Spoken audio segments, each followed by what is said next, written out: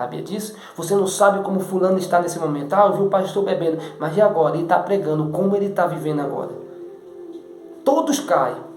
É hora da gente parar de julgar e procurar saber como fulano e Betano vive agora.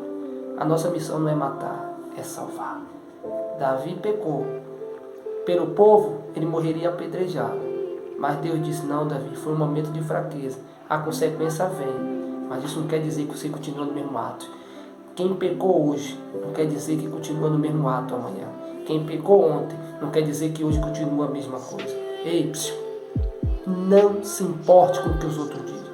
Viva o hoje, porque Deus já te perdoou. Não peque mais, foi o que Jesus disse. Vai e não peque mais, perdoados estão os teus pecados. E para você que julga, cuidado, você não sabe como é essa pessoa hoje.